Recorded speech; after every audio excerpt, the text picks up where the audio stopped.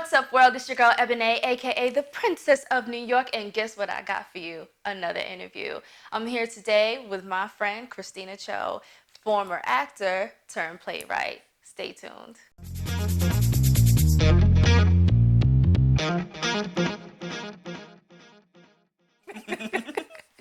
What's up, everybody? I'm back, and I got my friend Christina with me. Say hi to everybody. Hi. Christina, let's go back in time, shall we?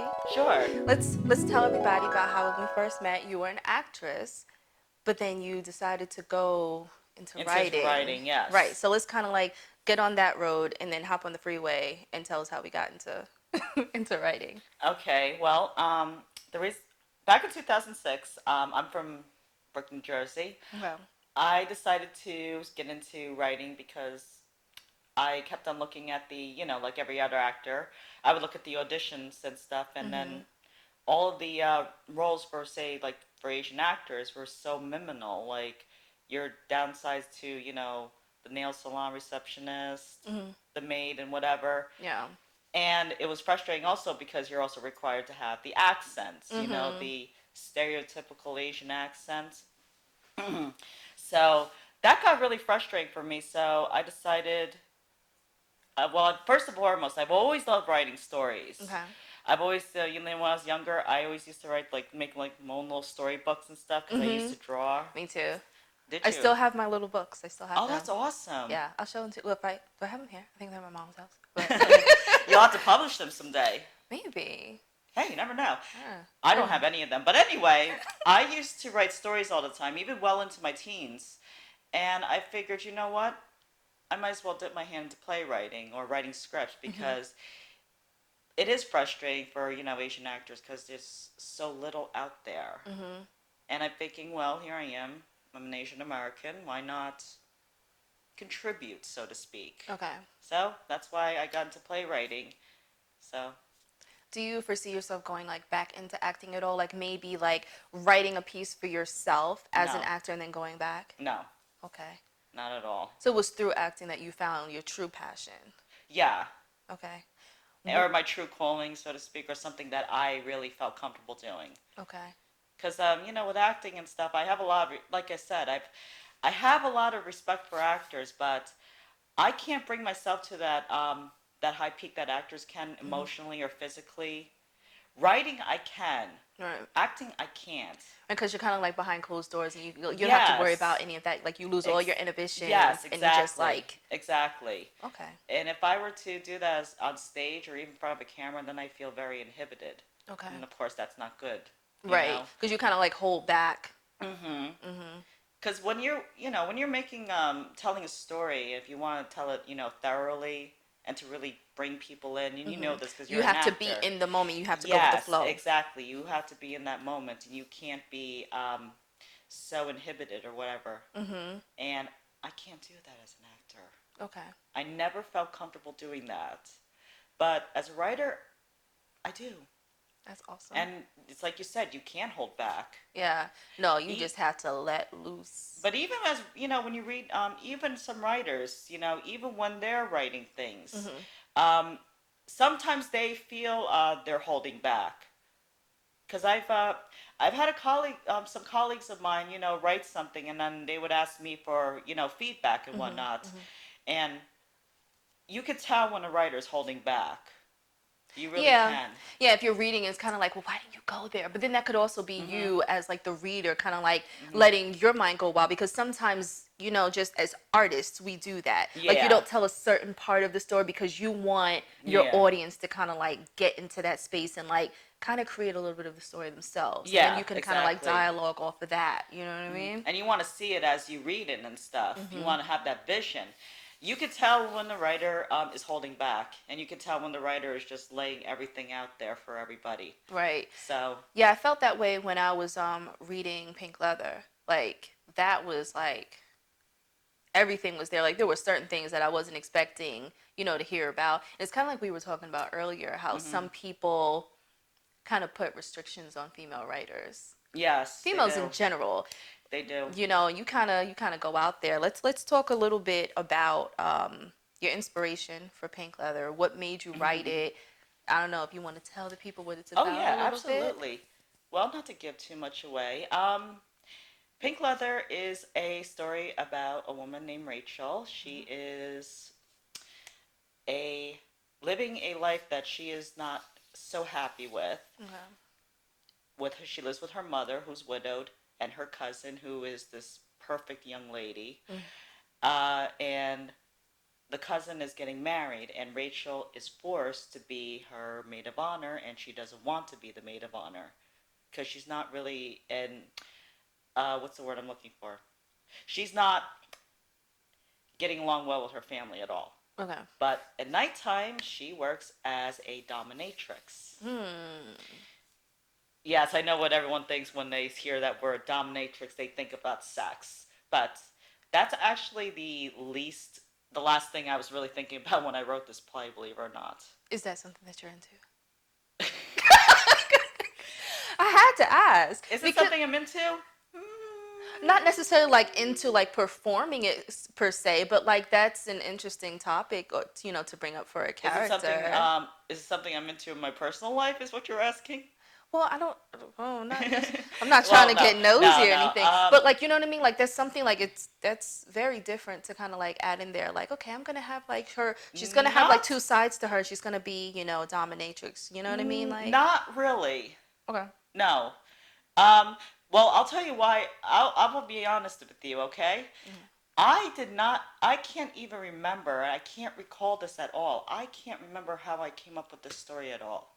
Okay, it just It just happened. happened, yes. Okay, that's It, the best thing though. It just kind of like happens freely. It's not forced. Pink Flutter is actually my guinea pig.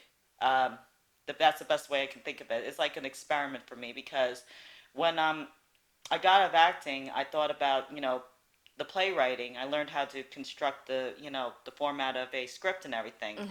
And then I had to see, do I really want to go through this and choose this as a career path? Do I Right. really want to, have to do all the work and stuff? And Mhm. that's why I wrote Pink Leather, and I just followed through on it. Because there's so much more to writing, obviously, than just writing down a dialogue. Mhm. I mean, I'm exploring a whole different world that I've never been in, of course, and I'm, you know, putting myself in this. Not myself. Okay, in a way, you put Yeah, I yourself was in the gonna say, work. like, do you Yeah, you're kind of right. like become the like? Are there like pieces of you in each of these characters, or? Yeah, there are some pieces of me in there. There's pieces in every character that you write and Mhm. every character that you play on stage and whatnot. Um, but for me, I had to, do all the research on the BDSM industry. Mhm. That was key. That was absolutely key Right. because, never mind, offending a bunch of people who do this professionally or anything. Right. Right. I had to tell an accurate story. Yes. And of course, I've never been in, obviously I'm not part of the BDSM community. I've never been to a BDSM club or anything like that, but I had to really nail her profession. Right. You wanted it to be a realistic story. Yes, you have to be Yeah. realistic. Yeah. And to talk about, what traumatized her, I had to even go into that zone to really understand people who really went through the trauma of sexual assault, Mhm. you know? Yeah. And I never knew this, but I learned that sexual assault survivors suffer from PTS, post traumatic stress disorder. Yeah. I never knew that. Yeah.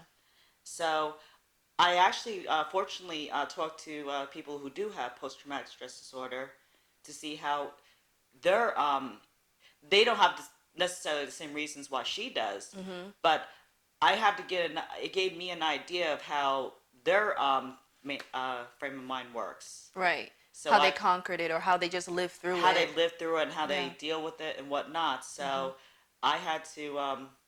That was an interesting thing to really explore. Mhm. I also learned more about the BDSM community. Mhm. Like And what?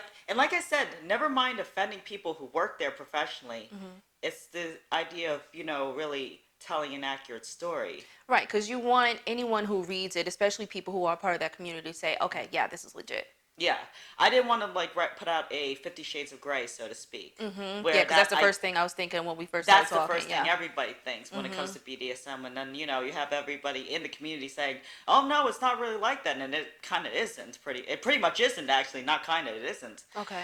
But I'm reading up on all of this, and it's really interesting how they really view the subs and the subs and the doms. The subs have the control, where doms are just kind of like in Right. I can service see to that. it. I can see that because it's based on whatever you want. I have to do whatever you want. Yes, Like I and have control in that moment, but you're telling me what it is that you want me it's to do. consent. Yeah.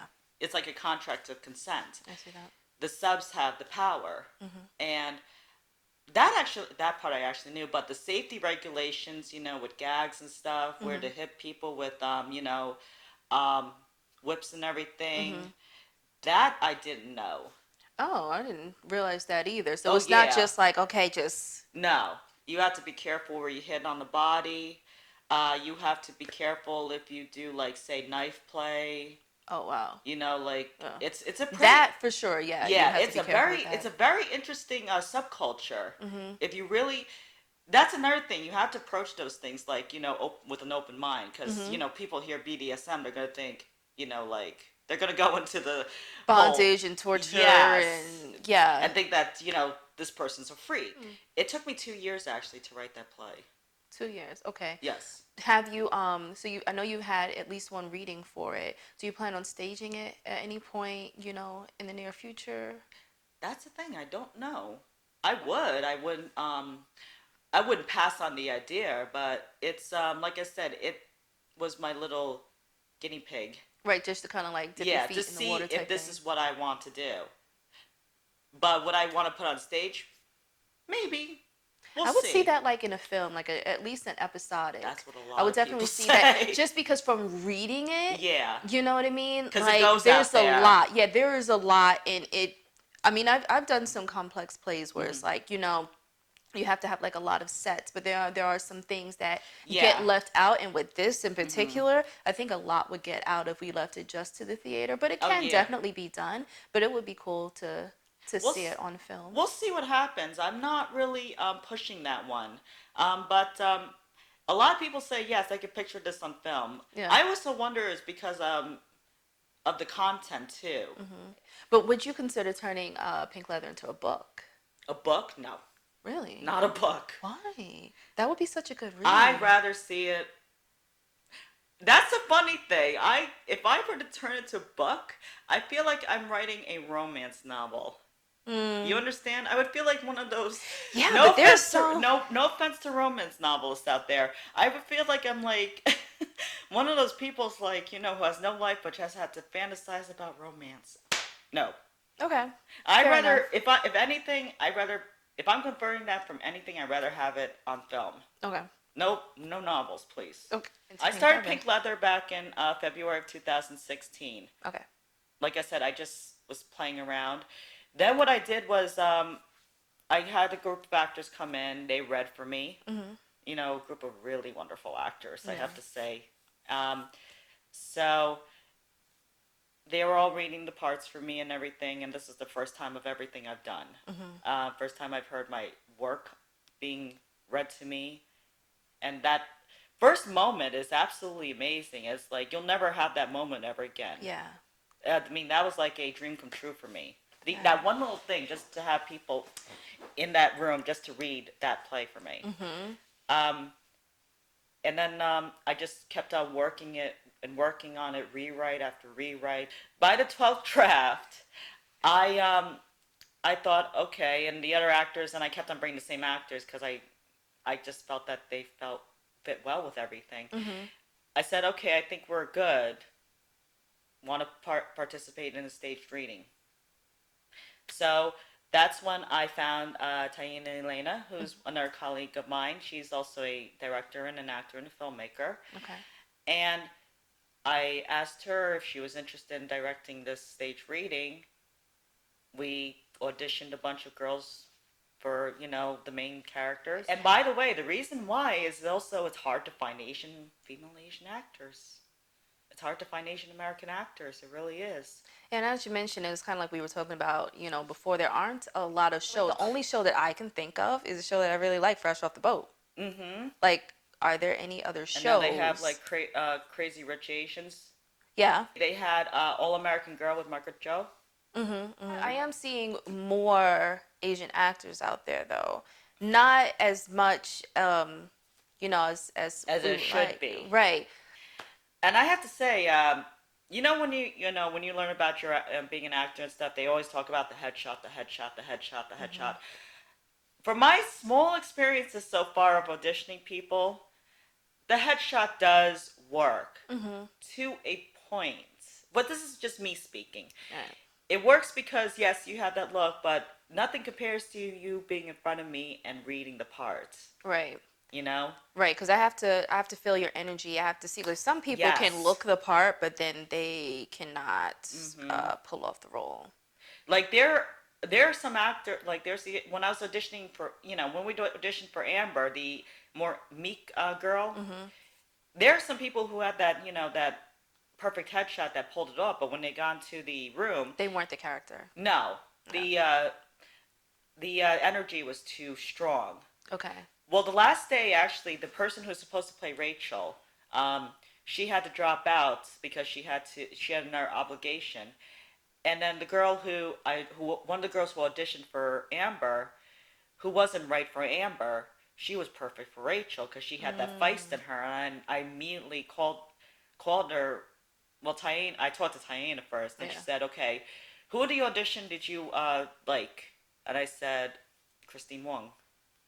And then I called Christine, and she took it, and she was available. I was like, Nice. So what's next? What's after Pink Leather? "What's after Pink Leather? Let's see." Well, right now I'm currently working on something that's titled The Rice Cake Project. That's a secret title. And now that I said that on camera, I might have to change the title. I'm kidding. But that's just a working title. It's a of it, working title. Right, Although so that's I not have gonna to be say, it. I have to actually say, I'm growing fond of the title. I'm like, you know what? I like this title, Rice Cake Project. It has nothing to do with rice cakes. Okay. You know? So what is it about? This is the one that I personally am investing a lot of energy and work into. Okay. And oh my God, I love it. I love it. I love it. Well, tell me a little bit about it. Like, okay, why is this piece in particular so important to you? This project, the reason why I'm very passionate about it, because it's inspired by, first of all, the inspiration from it is from two things that I really love. Okay. And second of all, I'm putting going into the personal zone. I'm putting a lot of my real deepest personal thoughts in this. Okay. Not on the dark side, because it's funny because everyone thinks when you say, "Oh, this piece is so personal," they're gonna think you're putting out your darkest I wouldn't think thoughts and so. stuff. Really, some people are like that. It's like, "Oh, well, that means it's very dark." It's like, no. No. Sometimes Who are you talking to? Yeah, exactly. Sometimes you're putting in even your passions and stuff like that. And also, I'm splitting the language between English and Korean. Ooh. Yep. I am definitely going into that route and putting some parts in a different language. That's different. Are there a lot of pieces that do that? No, I don't think they do. Especially with Asian languages, I don't think they do. Okay, quick story. And you'll love this story. Okay. Quick story. After I did Pink Leather, I met somebody who I was kind of giving her an idea of what I had in mind for the next piece that I was working on. Because I started working on Rice Cake Project in June of 2018, which is roughly a year and a half, right? And that's when I started, doing all the research and coming up with the characters and everything and whatnot, what I wanted. Like, just putting everything out in paper. Because I also have all these, little journals because I'm weak at the dollar stores. I can't control my impulses when I see notebooks and journals. Okay. I write down all my ideas in these things. Okay. But anyway, I was talking to this girl about, my idea for this. And I said, I want to put the Korean language in this. And she goes, "You're going to lose your audience." because you can't understand the language. Mm, you can't have subtitles if it's live theater. Yes, and I'm looking at her like, well, But if you have actors who are fleshing it out, which is their yes, job, I don't necessarily understand what you're saying, but I still understand what's happening. yes. And when she said that, I kind of looked at her and thinking, I said, well, this is what I said. I said, well, I still want to give it a try, but in the back of my head, I'm thinking, you're not my audience then. Mm, She said, you're going to lose your audience. I'm like, well, I'm willing to take the risk. yeah. Okay? You have to be true to yourself. Exactly. I'm not going to be intimidated by someone saying you're going to lose your audience. It's like, well, first of all, I'm a new writer, so I haven't found my audience. There's that. Second of all, I even haven't found myself completely as a writer yet. So I'm finding myself as a writer right now, and if I want to take that risk, I'm going to take the risk. That might be your niche. But I also want to put the Korean language in it because obviously I am Korean. Mm-hmm. And growing up, you know, as a kid, especially in the 80s, there was nobody on television who looked like me. We don't have that presence on television or on stage or even on in film. And when I was auditioning when I was auditioning these girls, one of them said to me, she's like, "There is nothing out there for us." As little as you see us, like Mhm. African Americans, Mhm. we don't really see Asian Americans. We see Asian Americans less than Yeah, that. I plan on doing that. I plan on putting almost. I plan on. Well, I don't plan on it. I am. Yes. I Let's definitely put am that going to out be there. putting. Yes, I'll put it out there that way. I definitely am putting Asian people out in the forefront. So Mhm. let's go back just a little bit because we didn't talk about any of your, your inspirations in terms of Yes. writers or Yes. even actors who you say, "Ooh, I love the characters that you play. I would love to write a piece for this person. If I Mhm. wrote for this person, I would write this." Mhm. Or even just writers in general. Who are your inspirations? My inspirations, actually, believe it or not, are mostly musicians. Okay. Musicians and visual artists. Uh, One of my first inspirations is David Bowie, Okay. the late David Bowie, Mm. because he had that. I mean, David Bowie has influenced everybody in the artistic realm, okay? Mm-hmm. Musicians, actors, writers. He just put himself out there, like, without any fear or inhibition. Mm-hmm. Another inspiration of mine, and this person, I would look at her work, and it would make me feel like, I wish I could do what she does. Not as a visual artist. Mm-hmm. Frida Kahlo. Mm. The way she expresses her pain and her suffering after that bus accident, Mm-hmm. and how her breakup with Diego Rivera, Mm-hmm. even when they were separated, how she, looked like how she was longing for him and how this bus accident affected her. My other inspiration, he's not so well known here in America unless you're in the K-pop community. Okay. He's unfortunately gone now. He left this world back in December of 2017. Uh, his name is Jonghyun. Mm-hmm. Mm-hmm. Uh, he was with the K-pop group Shiny, Mm-hmm. and I have a reason behind loving Shiny. Okay. Going back to the whole Korean thing, but he was more than just, I know everyone looks at K-pop singers and they think, oh, manufactured, singer, boy band. He was also a songwriter, and his voice is, the way he sings is remarkable. The She Is album, which is my favorite album of all time, Mm-hmm. talking about, going into, he went into his sexual side, Mm-hmm.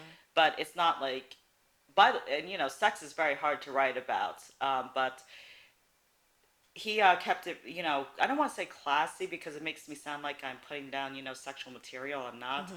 He managed to do it in a very artful way, is Right. what I'm Artful, saying, where it's tasteful. not like, for the sake of shock value. Right. It wasn't raunchy. Yes. Mm-hmm. Because I feel like, even as writers and even as actors or anything, anyone in the artistic medium, when it comes to sex, Mm-hmm. people try to do it just for, I think, for shock value. Mm-hmm. Mm-hmm.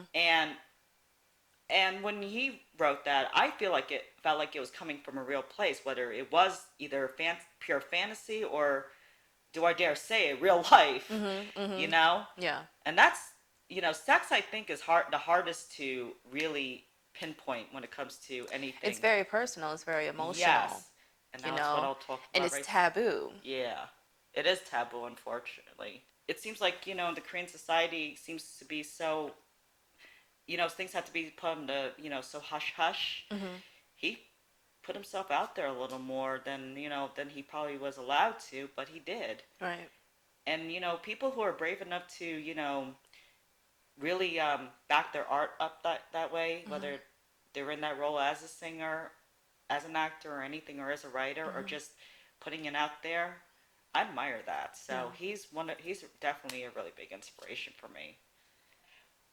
Real quick, when we were talking about Rice Cake Project and my inspirations behind that, Mhm. that was the She Is album is one of the inspirations, perhaps the main inspiration. For you writing the piece. Yes, because I was listening to it one time, and I was watching this thing on YouTube about classical music artists, listening to one of the songs from there, Mhm. um, and how he came up with the album. It's a concept album. Mhm. He imagined this character with these 9 songs, and he's falling in love with this girl. It's just Mhm. that's all it. Mhm. Well, there's more to it, but that's just the basic premises of the album. Mhm. And it's a very sexual album. And I thought to myself, you know, listening to this, I'm like, I wonder about this girl. Mhm. So when I wrote Rice Cake Project, that is my female response to this Mm. guy's character. Mhm. Mhm. Like, I wonder who this girl is. Yeah. And that's what Rice Cake Project is about. So what was she thinking? What was like her? Yeah, well, Did she feel the same how would she way? react to a guy like Yeah. that? Hmm. And the great thing about Rice Cake Project is not only is it influenced by the She Is album by Jung Hyun, it's also influenced by Truman Capote's Breakfast at Tiffany's, Okay. the novella. Okay. The novella is better than the movie, by the way. I loved. I A lot of love. times the books are better. Yes, I love the movie, but when I read the novella, that's with that personality that she has. That's when I'm like, I like this better now. I like this a lot better. I enjoyed the movie though. It is a I good really movie. enjoyed it. It really is. The book has so much more. Because there's a lot of things that on film you can't Yes, delve into all of it because you just don't have that kind of time. exactly. And I actually read about that one time where because it says one person said it best. You take a 300-page novel and put it into a 120 pages tops Yeah. script. Yeah. And he's like, yeah, you know what? He's right. And even as now that I'm doing it, it's like I had to limit myself to 120 pages or less. I'm like, I see how this is now, Mhm. and it's hard because people want those details, but you can't put them in there. Right. You have to rely on your actor to put that. To flesh that out. Mm-hmm. Mhm. So those are the two inspirations behind Rice Cake Project, and I'm very excited about this project. What kind of gems would you leave with our viewers today, with anyone who wants to be a writer or just anybody in general? What kind of gem do you want to leave our viewers today? There's no gem, just do it. That's it. That's all. Just do it. Okay. I have no gem for that. There's nothing to pick at that. Just do it. And that's it. Mm-hmm. So with that, Because everybody wants to go into the whole self-help thing. No, just do it. just do it. Don't think about it. Just jump in. Exactly. Okay. And that's just not with writing. That's with anything. Yeah. So what's your social media? Okay, my social media, you can find me on Instagram at Christina Cho, CRISTINACHO. Okay. Okay. And how can we find out the next time you're having a staged reading or a performance of one of your plays or? Oh, I posted it on Instagram. Okay. All right. Don't worry. Well, that's it. If you want to find out anything that Christina is doing, just follow her on Instagram, Christina Cho. Make sure you follow me too, Ebony Forever, EBONEEFOREVER. If you're not already subscribed to the YouTube channel, Ms. Ebony Online, MSEBONEEONLINE. And until next time, y'all, stay fabulous. Peace.